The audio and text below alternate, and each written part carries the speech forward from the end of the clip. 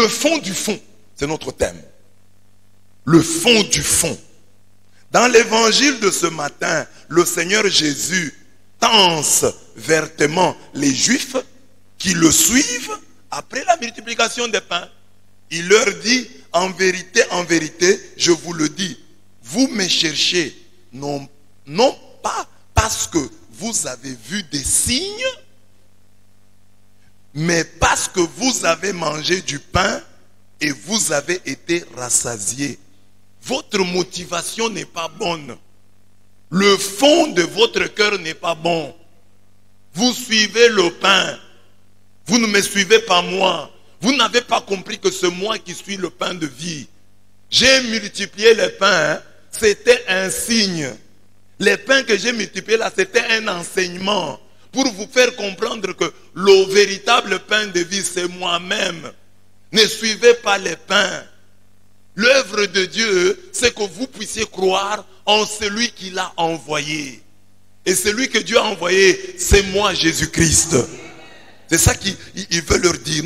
Non, hein? Le fond du fond, la motivation. Quelle est votre motivation?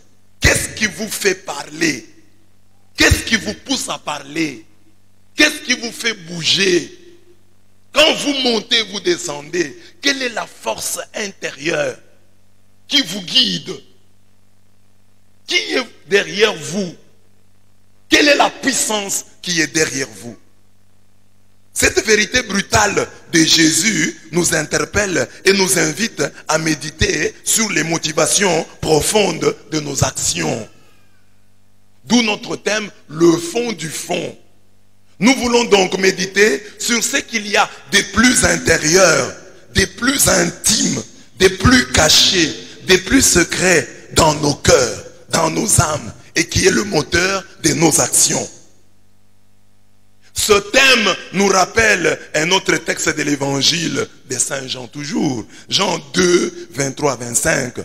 Pendant que Jésus était à Jérusalem à la fête de Pâques, plusieurs crurent en son nom, voyant les miracles qu'il faisait. Mais Jésus ne se fiait point à eux, parce qu'il les connaissait tous et parce qu'il n'avait pas besoin qu'on lui rendît témoignage d'aucun homme, car il savait lui-même ce qui était dans l'homme. Jésus connaît nos véritables motivations. Pourquoi tu es là ce matin? Jésus le sait. Qu'est-ce que tu es venu chercher? Jésus le sait. Il y a quelqu'un qui peut te venir, qui est venu peut-être ce matin à l'église parce que quelqu'un lui doit de l'argent. Et il sait qu'il va le coincer à l'église. C'est pour ça qu'il est là. Pour coincer son débiteur. C'est pour ça qu'il est là. Quelqu'un d'autre peut ne pas venir parce qu'il veut fuir son créancier. Quelqu'un peut venir pour rencontrer telle personne. Son ami. Quelqu'un peut venir parce que, oh, si je ne vais pas là-bas, on va dire que je n'étais pas là. Ça ne sera pas bien. Quelqu'un est venu parce que son mari le lui a dit. Parce que sa femme le lui a dit. Parce que ses parents l'ont obligé à venir. Le fond du fond. Quel est le fond du fond? Quelle est ta véritable motivation? C'est ça la question. Quand tu chantes, quand tu offres, quelle est ta véritable motivation? Si on offrait, par exemple, on dit, bon, voilà, nous allons donner des offrandes. Les grandes offrandes, les gens veulent mettre dessus leur nom quand tu donnes une grande offrande. Par exemple, on dit, ah bon, donner une offrande de 10 000 $. C'est rare de trouver une offrande comme ça dans le panier. L'offrande de 10 000 $, on va donner au prêtre pour que le prêtre retienne notre visage. Mais trouver par exemple dans le panier comme ça 10 000 $, 1 000 $, mais vous ne savez pas qui a donné. C'est très rare. De mémoire des prêtres, je ne me souviens pas avoir rencontré de tels cas. Une grande offrande mise dans le panier par quelqu'un que vous ne connaissez pas jusqu'aujourd'hui. Toutes les grandes offrandes, on en connaît l'origine. Parce que tout le monde, sur l'offrande, la grande offrande qu'il met, il met son nom. Il y a le nom écrit dessus. Motivation de gloire, motivation d'honneur. Il venait à l'église pour qu'on l'honore. Parce que lui, il est responsable de ceci, il est responsable de cela. Maintenant, l'église, il n'a plus cet honneur-là qu'il avait. Et il voit à l'église d'autres jeunes qui émergent, des petites gens d'après lui qui émergent. Ah, il n'a plus sa place là-bas. Il n'a plus sa place. Comme je vous l'ai toujours dit, les papas, les mamans qui ne viennent pas le dimanche, mais 6 mois au début de mon mandat, je les avais nommés. Je nomme papa tel. Papa tel, c'est toi qui deviens le responsable. Chaque jour après l'homélie, à la fin là, tu nous feras un petit résumé. Et pour ces résumés-là, on te donnera par exemple, dans la quête, tu as droit à 10% de la quête. Pour les résumés que tu fais à la fin de la messe. Ce papa-là s'absenterait. Ce papa-là trouverait la messe longue. Mais comme il n'y a pas de motivation financière, les gens peuvent abandonner. Abandonner. Le fond du fond. Pourquoi tu fais ce que tu fais là? Pourquoi tu es présent ce matin? Pourquoi tu seras présent aujourd'hui à la réunion des mamans? Quel est le fond du fond? La lecture des 2 textes de ce jour nous livre 3 motivations de l'action humaine, à savoir 1. L'argent. 2e motivation, la nourriture. Et 3e motivation, le Saint-Esprit. De ces 3 motivations, mon enseignement vise à vous dire que votre véritable motivation doit être le Saint-Esprit. Ne faites rien pour l'argent. Oh, j'ai fait ça pour l'argent. Même quand vous travaillez dans une entreprise commerciale, que votre motivation fondamentale soit le Saint-Esprit. Ah non, comment ça? Oui, c'est comme ça. Oui, je travaille ici, mais je sais que ici, Dieu m'a placé pour autre chose. C'est vrai que l'argent, je reçois, je me nourris, mais ce n'est pas tellement pour ça que je suis là. Dieu m'a mis dans cette entreprise. Je travaille ici, à la MIPA, je travaille à Orange, je travaille à Vodacom. Mais Dieu, oui, on me paye. Mais je suis sûr que comme je suis un enfant de Dieu, Dieu m'a placé ici pour autre chose. J'ai une mission dans ces lieux. J'ai une mission dans ces... C'est ça la motivation du Saint-Esprit. Dieu m'a appelé à être ici. Je ne suis pas ici seulement pour l'argent. Oui, l'argent, oui, c'est bien, il m'aide. Mais je suis ici parce que Dieu m'a placé. Et tout change si tu es médecin parce que Dieu t'a placé quelque part. Si ta motivation, c'est le Saint-Esprit qui t'a appelé. Tu es enseignant, tu te dis le Saint-Esprit m'a confié une mission. Tu es avocat, le Saint-Esprit m'a confié. Tu es infirmier, le Saint-Esprit m'a confié cette mission. Tu vas le faire autrement. Tu vas remplir ta mission là autrement. Parce que toi-même tu es convaincu que c'est Dieu qui t'a placé là-bas. Quand tu verras les malades, quand tu verras les clients, tu les accueilleras autrement parce que ta motivation est le Saint-Esprit. Mais si ta motivation c'est l'argent, la nourriture, quand tu vois quelqu'un venir et que tu vois qu'il n'est pas capable de te donner ni l'argent ni la nourriture, tu vas mal l'accueillir. Que le Saint-Esprit soit ta motivation. Que le Saint-Esprit soit le fond du fond. Le fond du fond, c'est le Saint-Esprit. Ne venez pas ici parce que monsieur l'abbé a dit, parce que monsieur l'abbé... Non, venez ici parce que Dieu est bon envers vous.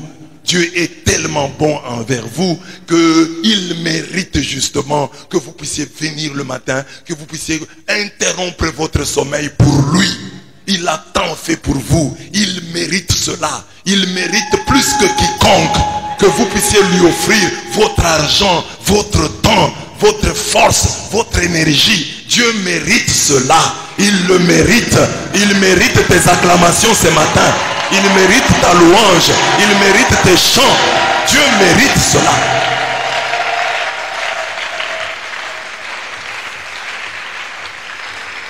Amen. Parce qu'il y a des gens, tu peux voir quelqu'un qui a une responsabilité. Il est gouverneur, il est chef de ceci, de cela. Mais toi, dans ton cœur, tu es convaincu qu'il ne mérite pas. Quand il va passer, tu ne vas pas l'acclamer. Parce que dans ton cœur, tu dis, il ne mérite pas. Mais on l'a mis là-bas parce que son frère est tel, parce que sa soeur est telle. Tu ne vas pas vraiment l'acclamer. Mais lorsque tu es convaincu que Dieu mérite, tu es différent. Tu es un chrétien différent. Dieu mérite que je me mette à genoux devant lui.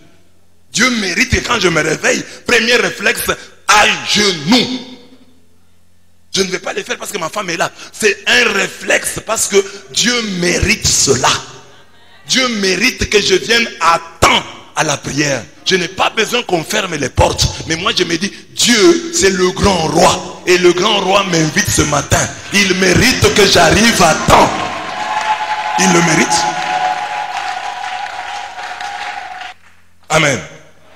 Voilà. Maintenant, j'ai dit l'argent, motivation, pour certains, et la nourriture. L'argent, regardez la première lecture. Dans la première lecture, on dit que les ennemis de la foi chrétienne soudoyèrent alors des hommes. Ils soudoyèrent de faux témoins pour qu'ils puissent accuser Étienne. Soudoyer, c'est stipendier, c'est corrompre. Ils ont corrompu, ils ont donné de l'argent. Prenez l'argent. Dites que Étienne a prononcé des paroles blasphématoires contre Moïse et contre Dieu. Vous voyez maintenant le blasphème. Parce que quand l'église catholique explique le blasphème, les gens parfois ne comprennent pas. Le blasphème, ce n'est pas seulement contre Dieu. Le blasphème, c'est aussi contre les serviteurs de Dieu. Contre les saints, contre les anges. Parce qu'on dit, il a prononcé des paroles blasphématoires contre Moïse et contre Dieu.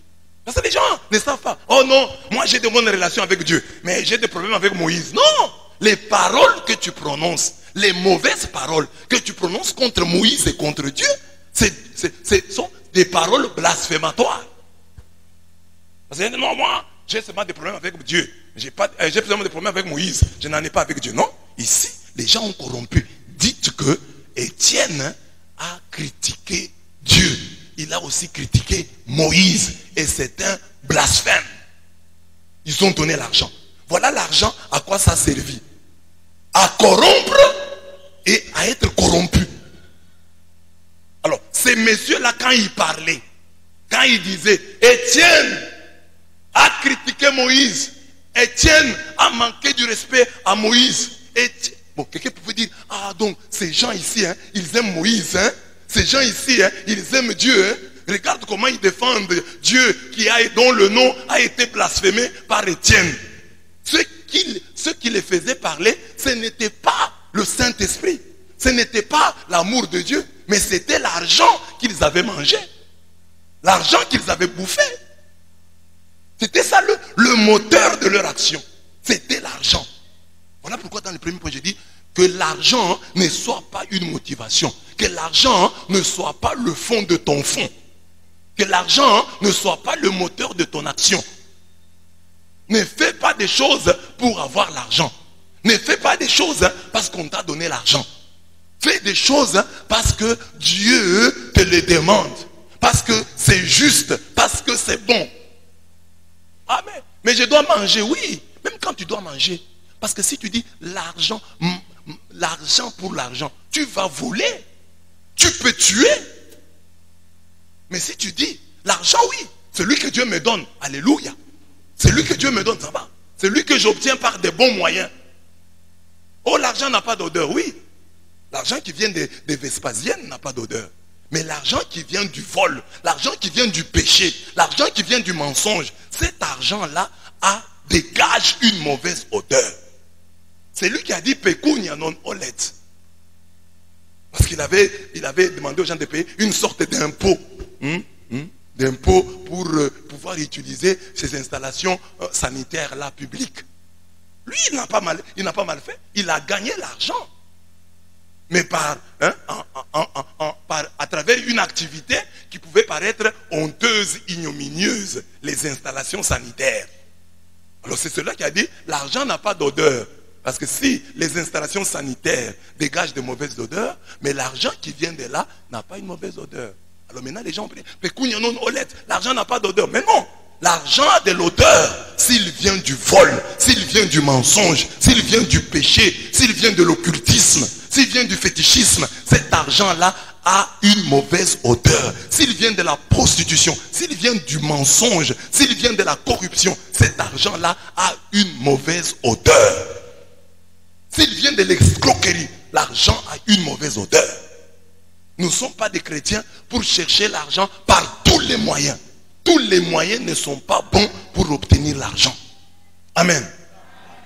Ne vous laissez donc pas corrompre. N'utilisez pas l'argent pour corrompre. Dieu vous a donné l'argent pour que l'argent soit votre serviteur.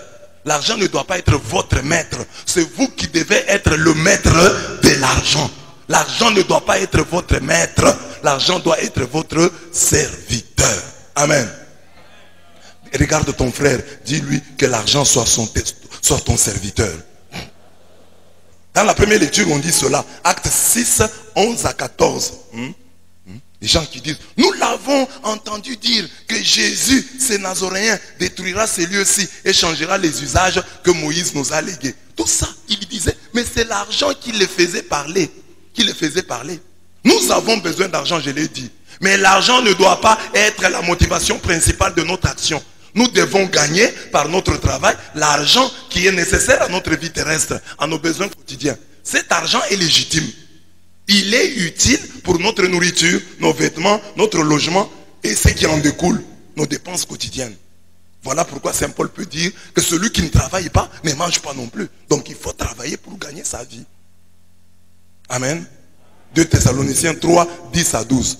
Mais une chose est travailler pour gagner honnêtement son argent. Autre chose est d'être cupide. La cupidité, l'avarice consiste à aimer l'argent pour lui-même. On ne peut pas aimer l'argent pour lui-même. On doit aimer l'argent parce que l'argent me permet d'acheter la nourriture et de nourrir mes enfants. L'argent me permet, mais l'argent pour lui-même. Nous tombons là dans le désir insatiable, le désir jamais satisfait de posséder. Alors pourquoi Jésus dit, nul ne peut servir de maître, où il haïra l'un et aimera l'autre, où il s'attachera à l'un et méprisera l'autre. Vous ne pouvez servir Dieu et l'argent. Vous ne pouvez servir Dieu et maman. Celui qui aime l'argent n'est pas rassasié par l'argent. Et celui qui aime les richesses n'en profite pas. Vanité. Ecclésiaste 5, 10.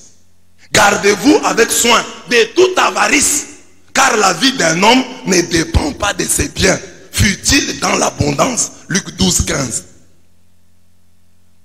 Paul dit que cet amour de l'argent est idolâtrique.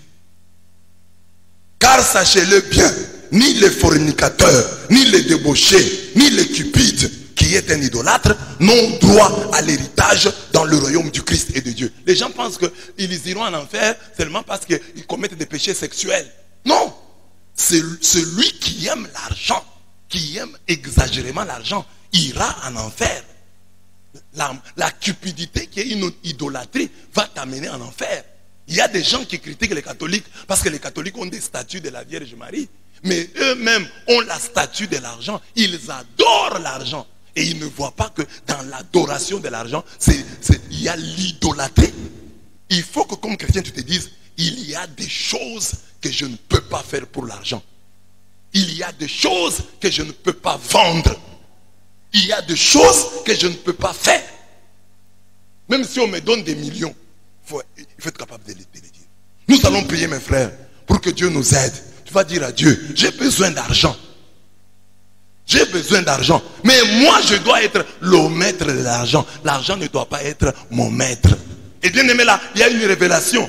Si toi, tu n'as pas l'argent dans ta poche et que tu doives courir pour le chercher, à la longue, tu vas devenir le serviteur de l'argent. Donc pour être le maître de l'argent, il faut l'avoir. Il faut que Dieu te donne cet argent-là. Amen. Amen. Oui, il faut que Dieu te donne. Donc il faut que tu en aies. Que tu aies de l'argent, que dans ton sac il y ait de l'argent, que dans ton compte il y ait de l'argent, que dans tes poches là il y ait de l'argent, que Dieu t'en donne. Amen. C'est ça la première prière que nous faisons, que Dieu me donne de l'argent et que l'argent ne soit pas mon maître mais plutôt mon serviteur. Prie le Seigneur, donne-nous l'argent, mais que l'argent ne soit pas mon maître, que l'argent soit mon esclave, que moi je sois le maître de l'argent. Et que l'argent soit mon esclave. Pour cela, il doit entrer dans ma poche. Il doit entrer dans mon compte. Je dois en avoir. Tu dis dans ta parole que l'or et l'argent t'appartiennent. Alors moi je suis ton enfant. L'enfant de Dieu doit avoir l'or et l'argent de son Père. Merci Seigneur. Merci Seigneur. Mais, même si nous devons chercher l'argent, être un enfant de Dieu, c'est être libéré de cet amour pour l'argent. Maintenant là nous avons prié. Mais un chrétien devrait pouvoir se dire, bon, dans ma prière, ce n'est pas seulement ça. Chaque fois, donne-moi l'argent, donne-moi l'argent. Non. Je sais que Dieu va me nourrir, je lui fais confiance. Je sais que, bon, de temps en temps, je lui demande de me donner l'argent. Mais ce n'est pas une préoccupation au point où, si Dieu ne me donne pas l'argent, je vais me révolter contre lui. Non. Si Dieu ne me donne pas l'argent, je vais devenir jaloux, je vais devenir haineux. Non. S'il m'en donne, gloire à lui, et il m'en donnera parce qu'il est fidèle. Mais en attendant qu'il m'en donne, je suis libre. Je ne veux pas aller me vendre ceci pour... Non, non. Je suis libre. Mon cœur est libre. J'en ai, gloire à Dieu. Je n'en ai pas, gloire à Dieu toujours. C'est ça la liberté. Si tu veux savoir si ton cœur est libre, regarde quand tu n'as pas l'argent. Comment tu vis? Je n'ai pas l'argent, mais est-ce que j'ai la paix? Ah, si tu as la paix. Je n'ai pas l'argent. Bon, je reste chez moi en attendant que Dieu me donne. J'ai l'argent, je commence à demander à gauche, à droite, je deviens un mendiant, je me fais ridiculiser. Là, tu n'es pas libéré. Nous demandons à Dieu l'argent, mais ça ne doit pas être une obsession. Ça doit être une obsession. Dieu, nous devons lui faire confiance qu'il pense à nous pour l'argent. Il pense à nous. Il est providence. Il nous donnera. Amen. Amen. Ne vous livrez pas à l'amour de l'argent. Contentez-vous de ce que vous avez. Car Dieu lui-même a dit, je ne te délaisserai point et je ne t'abandonnerai point. C'est ça. Ne vous livrez pas à l'amour de l'argent. Contentez-vous de ce que vous avez. C'est pas que ne vous battez pas, n'ayez pas d'ambition. Ayez des ambitions. Mais en sachant que Dieu lui-même a dit, je ne te délaisserai point et je ne t'abandonnerai point. En matière d'argent, la promesse qui t'accompagne est celle-ci. Dieu dit, je ne te délaisserai point, je ne t'abandonnerai point. Amen. Amen. Amen. C'est ça qu'il faut retenir. L'argent, oui. Mais par quel moyen? Pas par tous les moyens. Deuxième motivation, d'après l'étude du jour, c'est la nourriture. Ça va ensemble. Les gens suivent Jésus. Ils voient Jésus, il a multiplié pour eux le pain. Ils commencent à le suivre maintenant. Quand ils le voient, ils lui disent, Seigneur, nous t'avons cherché, tu étais où? Nous t'avons cherché. Jésus dit, vous ne me cherchez pas parce que vous avez vu des signes.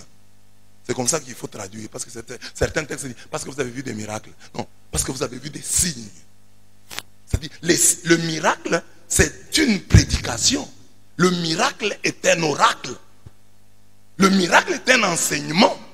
Chaque miracle t'enseigne. Jésus dit, vous n'avez pas compris l'enseignement que j'ai voulu vous donner à travers le pain que vous avez mangé. Chaque pain reçu de Dieu, chaque grâce reçue de Dieu est un enseignement. Tu es en bonne santé.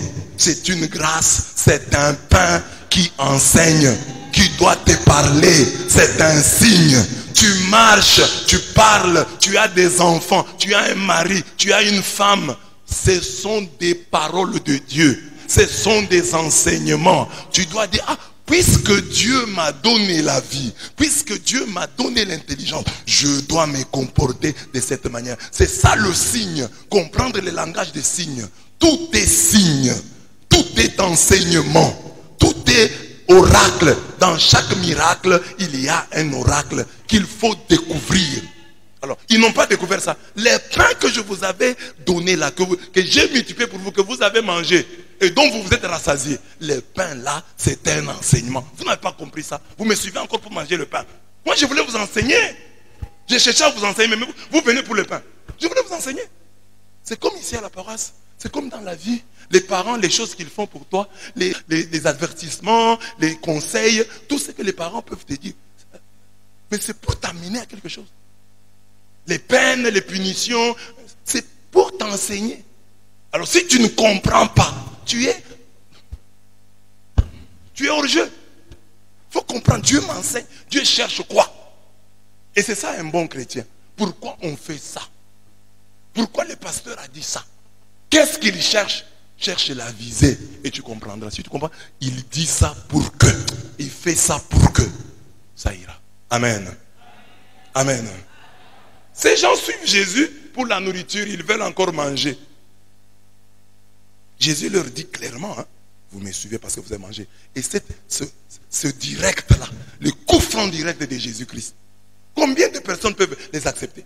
Je disais encore hier, ils vont dire, ah si Jésus était là, je l'accepterai. Mais est-ce qu'aujourd'hui tu acceptes que le pasteur soit direct avec toi? Non, tu viens à l'église, tu veux régner. Qu'on ne soit pas direct avec moi. Que pour me dire des choses, on porte d'abord des gants. Et c'est ça qui a affaibli le christianisme. Et c'est ça qui tue l'église. Quand il y a des chrétiens patrons. Les chrétiens patrons, c'est le diable en eux voulant tuer l'église. Tous les chrétiens patrons qui sont ici, c'est le diable en vous. Vous venez à l'église pour que l'église ne vous fasse pas à l'église pour qu'on puisse vous cajoler. Mais vous voulez tuer l'église. C'est ainsi que l'église est morte en Occident. Amen. À travers ce texte, le Seigneur Jésus nous dit que chaque pain mangé est un signe divin qui nous dit que Dieu mérite notre confiance en matière alimentaire. Ne vous inquiétez pas pour votre vie de ce que vous mangerez et ni pour votre corps de quoi vous serez vêtus. La vie est plus que la nourriture et le corps plus que le vêtement. Dites Amen. Répétez cette phrase-là à votre frère. La vie est plus que la nourriture et le corps plus que les vêtements. Et vous, ne cherchez pas ce que vous mangerez et ce que vous boirez et ne soyez pas inquiets car toutes ces choses, ce sont les païens du monde qui les recherchent. Votre Père sait que vous en avez besoin. Cherchez plutôt le royaume de Dieu et toutes ces choses vous seront données par-dessus. C'est que je ne cesse de vous prêcher ici. Montez à bord de l'avion de Dieu. Si vous êtes à bord de l'avion de Dieu, les hôtesses, les anges viendront vous proposer de la nourriture. Chicken or beef. Beef or chicken. Parce que vous êtes à bord de l'avion.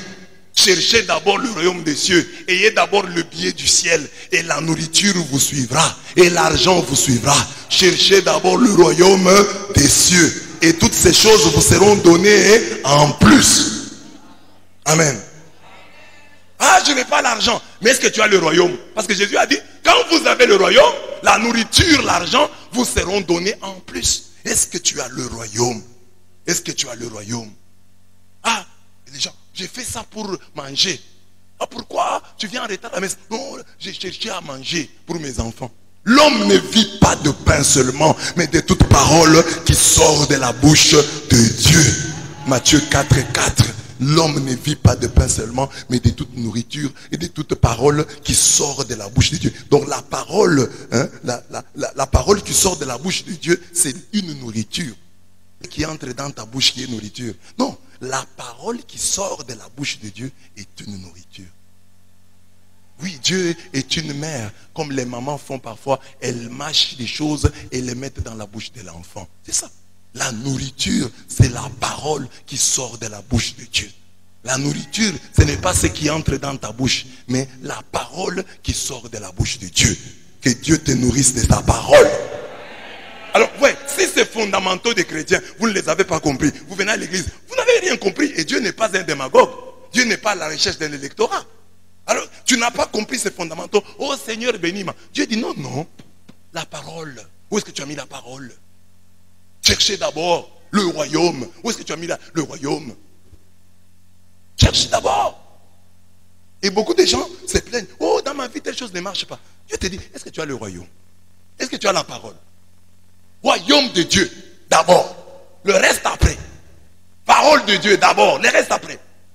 Alors si tu vois dans ta vie, ça ne fonctionne pas. C'est-à-dire que ces deux choses, tu ne les as pas encore. Tu n'as ni le royaume, ni la parole. Et le comportement de certains chrétiens montre clairement qu'ils n'ont ni le royaume, ni la parole. Quand quelqu'un, le jour, aujourd'hui il y aura une parole, aujourd'hui il y aura un message, et toi tu t'absentes. Sans raison. Alors, tu n'as pas compris. Parce que si tu savais que l'homme, parce que le repas, tu ne t'absentes pas. Tu manges parfois, comme je disais ici, pour ta santé. Ça veut dire, non, non, je dois manger pour être en bonne santé. Mais maintenant, il y a une parole qui est donnée à l'église aujourd'hui. Toi, tu n'es pas là. Donc, tu n'as pas mangé. Mais le jour où tu n'as pas été à l'église, ce jour-là, tu manges à la maison. Tu n'as rien compris. Parce que l'homme ne vit pas de pain seulement, mais de toute parole qui sort de la bouche de Dieu. Donc il faut te mettre à l'école de Dieu, l'écouter. Et pour la nourriture, vous connaissez l'histoire d'Ésaü. Ésaü a vendu son droit d'aînesse pour la nourriture. Et il y a beaucoup de gens qui ont vendu leur dignité pour la nourriture. Tu vas manger chez ton petit frère, tu vas manger chez ton grand frère. Et regarde comment tu t'humilies seulement pour manger. Tu as vendu ton droit d'aînesse pour manger. Et des fois, tu vas te dire, non, je ne dois pas aller chez tel. Je ne dois pas lui donner l'impression que j'y vais pour manger. Non, je ne dois pas. Et la meilleure des choses, c'est quand quelqu'un insiste pour que tu viennes manger celui-là. Tu peux venir, ah, tu ne viens plus manger chez moi, viens quand même, là c'est bien. Mais si tu vois, il y a des endroits où tu vois bien que ces gens ne veulent plus que je mange ici. Tu sens ça. Mais tu y vas tout de même. Tu perds ta dignité. Il y a des endroits où les gens veulent que tu manges avec eux. Mon cher, viens, on mange. Mon cher, tu n'es pas là, je t'attends. Mon cher, ça fait 3 jours que tu n'as pas mangé chez moi. Donc mange à cet endroit-là, on veut que tu y manges. Mais toi, tu vas à des endroits, tu sens qu'ils ne veulent pas que tu puisses manger. Et tu fais tout pour manger. Tu vois qu'eux ne veulent pas. Ils font tout pour que tu partes. Ils se fâchent, ils se chamaillent pour que tu te fâches et que tu partes. Tu ne pars pas. Tu dis, je suis toujours là. Je dois rester. Même s'ils font comment, je suis là. Amen. Il y a des maisons comme ça, tu viens de visiter, tu vois seulement un qui entre. Et il fait par ça 10 minutes. Il rentre. L'autre, ils sont en train, ils vont manger là-bas. Et toi, tu es dehors là, tu attends. Tu perds ta dignité. Tu es Ésaü. Ésaü, à 7 heures, je connais déjà l'heure où l'on mange chez tel. Et tu vas là-bas. Je connais l'heure où l'on mange chez tel autre. Oh, tu as vendu ta dignité. Ne connais pas les horaires des repas des autres. Quand tu en arrives à ce point-là, tu sais maintenant que chez tel on mange à 15 heures, chez tel on mange à 16 heures. Et tu mets ça dans ton programme. Et puis il y a des gens comme ça, qui ne comprennent même pas qu'ils sont en train de commettre des crimes. Hein. Donc tu arrives chez quelqu'un, dès que tu manges, bon, au revoir, hein. Au revoir, hein. Là, il est pressé pour aller manger. Là, il a mangé à 16 heures. Il est pressé pour aller manger chez l'autre là où il mange à 17 heures. Et dès qu'il mange, au revoir, hein, il va encore chez l'autre manger à 18 heures. Il a tout un horaire. Amen. Demande à ton voisin, à 16 heures, tu seras où? Et à 17 heures? Et à 18 heures? Et à 19 heures? Amen. Amen. Voilà. Maintenant, la grande motivation, la vraie motivation doit être le Saint-Esprit. Écoutez maintenant le texte de la première lecture. On dit, Étienne, rempli de grâce et de puissance, opérait de grands prodiges et signes parmi le peuple. Alors intervinrent des gens de la synagogue, dites des affranchis, des Cyrénéens, des Alexandrins et d'autres de Cilicie et d'Asie. Ils se mirent à discuter avec Étienne, mais il n'était pas de force à tenir tête à la sagesse et à l'esprit qui le faisait parler. Alors que les autres, c'est la nourriture, la faim qui les fait parler. Alors que les autres, c'est l'argent qui les fait parler. Étienne, ce qui le fait parler, c'est la sagesse et l'esprit. Que le Dieu d'Étienne soit avec toi. Que le Saint-Esprit te fasse parler. Quand tu prends la parole, quel que soit l'endroit, que ta motivation, le moteur de ta prise de parole soit le Saint-Esprit. Et tes paroles seront fortes. Et tes paroles seront puissantes. Et tes paroles seront victorieuses. Car elles viennent de la sagesse et de l'Esprit Saint. Amen. C'est ça la prière. Jésus a déjà dit ça. On mettra la main sur vous. On vous persécutera. On vous livrera aux synagogues. On vous jettera en prison. On vous mènera devant des rois et devant des gouverneurs à cause de mon nom. Cela vous arrivera pour que vous serviez de témoignage. Mettez-vous donc dans l'esprit de ne pas préméditer votre défense, car je vous donnerai une bouche et une sagesse à laquelle tous vos adversaires ne pourront résister ou contredire. Luc 21, 12 à 15. Ce qui doit faire bouger un chrétien, c'est l'Esprit Saint. Si le chrétien est un véhicule, son moteur ou son chauffeur, c'est le Saint-Esprit. S'il est un avion, son pilote, c'est le Saint-Esprit. Si le chrétien est un bateau, le vent qui le fait avancer, c'est toujours le Saint-Esprit. S'il est un étranger sur cette terre, son guide, c'est l'Esprit Saint. Son guide, c'est l'Esprit Saint. S'il est un cheval, le Saint-Esprit est son cavalier. Mais ce n'est pas du jour au lendemain que le Saint-Esprit va devenir votre guide, va devenir votre chauffeur. Ça vient. Il y a toujours de l'humain, trop humain dans chaque appel divin. Il y a toujours de l'humain, même dans l'appel. Dieu peut t'appeler. Nous pouvons suivre Jésus pour manger du pain, pour pêcher du poisson. C'est les débuts. Nous pouvons venir à l'église parce qu'il y a une belle fille. Nous pouvons venir à l'église parce que la chorale chante bien. C'est les débuts. Ça peut commencer comme ça. Dieu, quand il appelle, l'appel de Dieu est aussi un phénomène humain. Dieu part des choses de la terre pour appeler. Ça peut commencer par là. Quelqu'un peut devenir prêtre parce qu'il a vu des prêtres manger bien. Ça peut être un début. Mais ça ne doit pas rester ainsi. Les apôtres de Jésus, Jésus les a appelés. Quand ils venaient pour la première fois, certains sont venus parce que Jésus multipliait, a produit la pêche miraculeuse. Ils sont venus se disant, comme nous sommes des pêcheurs, et lui, il nous donne la grâce de la pêche miraculeuse, suivons-le. C'est ainsi qu'il doit leur dire, vous étiez des pêcheurs de poissons, je ferai de vous des pêcheurs d'hommes. Mais leur première motivation n'était pas pure. Les motivations se purifient chemin faisant. Le chrétien doit grandir. Tu étais venu seulement pour chanter, parce que tu as une belle voix, parce que tu aimes chanter. Mais au fur et à mesure que tu chantes, le Saint-Esprit doit se saisir de toi. Regardez le cheminement de Samson. On dit quoi? La femme mit au monde un fils et elle le nomma Samson. Lisons les textes. L'enfant grandit. Yahweh le bénit. Et l'esprit de Yahweh commença à l'agiter au camp des dames entre Coréa et Eshtaol. Donc il y a eu un moment où l'esprit a commencé à l'agiter. Mais il a grandi. Dieu l'a béni. Et l'esprit de Yahweh a commencé à l'agiter. Que l'esprit de Yahweh commence à t'agiter. Tu étais venu pour cette fille-là. Tu étais venu parce qu'on payait. Tu étais venu parce qu'il y avait de l'argent. Tu étais resté à l'église parce qu'on t'a confié la caisse. Parce que c'est toi qui comptais l'argent. Parce que tu avais tel titre. Tu étais resté pour le titre.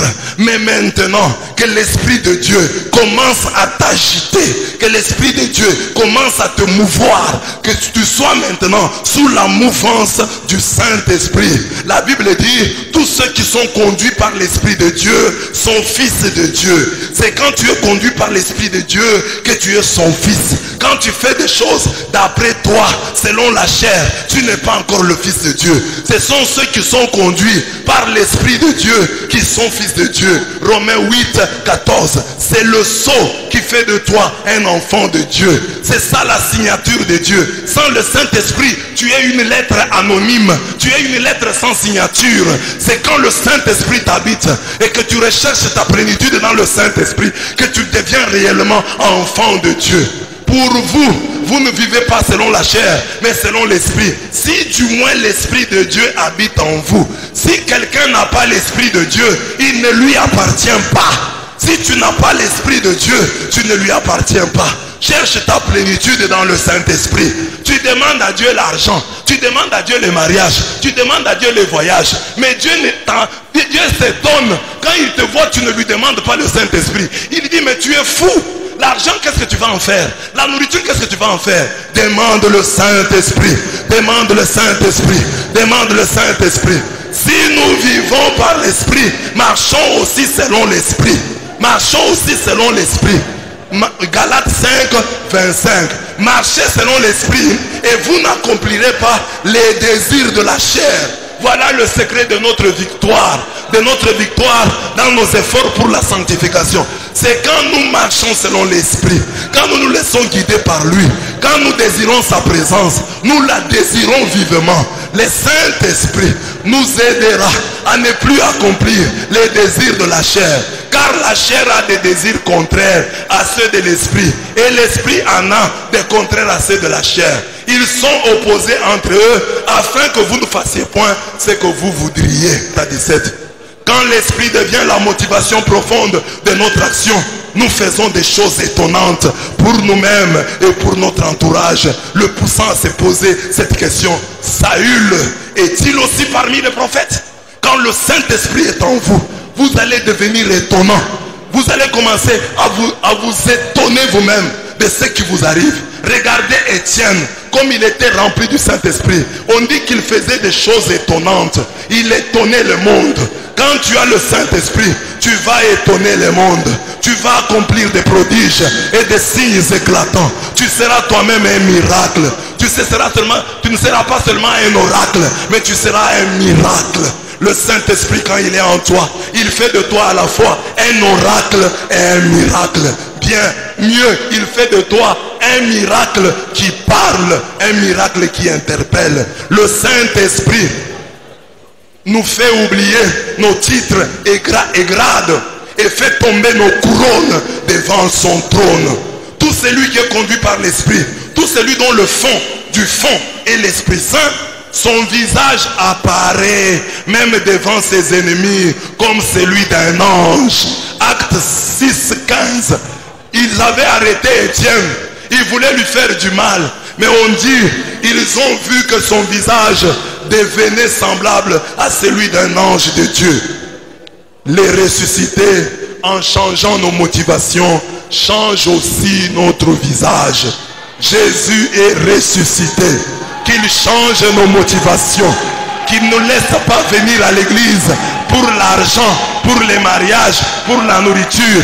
Venons à l'église pour chercher la plénitude du Saint-Esprit. Quand tu viens à l'église et que Dieu te demande, que viens-tu chercher ici? Dis-lui, je suis venu chercher le Saint-Esprit. Tu as dit que si je n'ai pas le Saint-Esprit, je suis un orphelin. Je suis venu chercher le Saint-Esprit. Car si le Saint-Esprit est en moi, je serai véritablement fils de Dieu. Cherche le Saint-Esprit. C'est le don par excellence qui fait de toi un enfant de Dieu. Que Dieu bénisse sa parole dans nos cœurs.